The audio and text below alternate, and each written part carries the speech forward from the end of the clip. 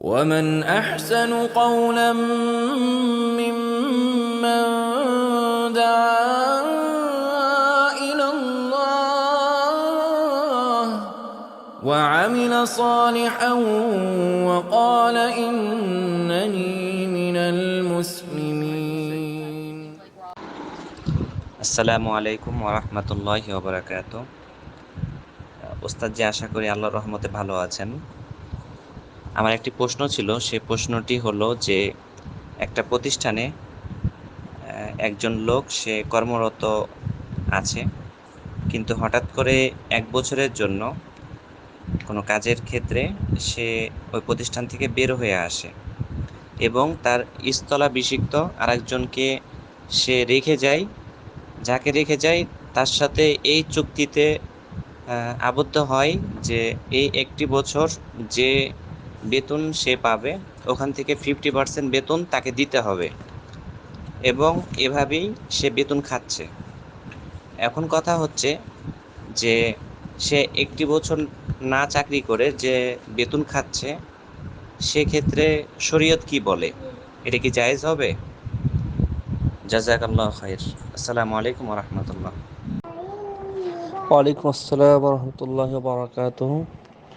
উল্লেখিত প্রশ্ন যেটি উল্লেখ করা হয়েছে, একজনকে মাদ্রাসার শিক্ষক বা কোনো একটা কাজের জন্য নিয়োগ করা হয়েছে, কিন্তু সে চাকরি না করে তার স্থলাভিষিক্ত অন্য ব্যক্তিকে করেছে।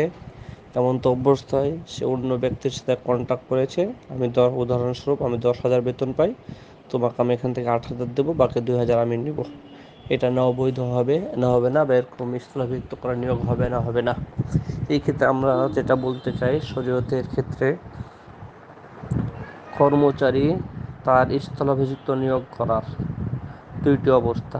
1 নম্বর, প্রতিষ্ঠান বা কোম্পানি যদি সরাসরি সেই ব্যক্তিকে নিয়োগ করে এবং সেই ব্যক্তির কাছেই কাজ চায় যে তুমি আমার কর্মচারী হিসেবে কাজ করবা, তোমাকে কাজ করতে হবে, এই শর্তে যদি নিয়োগ দেয়, তাহলে তার স্থলাভিষিক্ত অন্যকে করা হারাম হবে, বৈধ হবে না।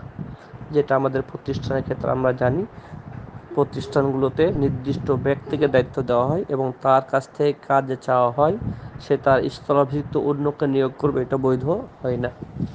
2 নম্বর পদ্ধতি নিয়োগ করার ক্ষেত্রে, তুমি কাজ করবা না কাকে দিয়ে করবা সেটা তোমার বিষয়, আমার কাজ আমি পেলেই হলো, এই ভিত্তিতে যদি কর্মচারী নিয়োগ করা হয়, তাহলে এই ক্ষেত্রে ইনশাআল্লাহ কর্মচারী নিয়োগ করা বৈধ রয়েছে। এমন তো অবস্থায় তারা দুজন যেমন কন্ট্যাক্ট করবে তাদের কন্ট্যাক্ট বৈধ হবে। অর্থাৎ আমার কাজ আমি আরেকজনকে দিয়ে করে নিলাম, আর কোম্পানির পক্ষ থেকে এখানে কোনো বাধা নিষেধ নেই, কোম্পানির কাজ পেলেই হলো। কোম্পানি আমাকে 10 টাকা দিবে, আমি 8 টাকা দিয়ে একজনকে কাজ করে নিলাম, বাকি 2 টাকা আমি নিলাম, তাহলে এটা বৈধ হবে ইনশাআল্লাহ, এখানে সমস্যা নেই। তবে আমরা এখানে উল্লেখ্য বিষয়, আমাদের প্রতিষ্ঠানগুলোতে বিশেষ করে শিক্ষা প্রতিষ্ঠানে যে ব্যক্তিকে নিয়োগ দেওয়া হয়েছে সেই ব্যক্তির কাছ থেকে কাজ চাওয়া হয়, তার স্থলাভিষিক্ত অন্য কারো মাধ্যমে নয়, তাই এটা বৈধ হবে না, এটা হারাম হবে।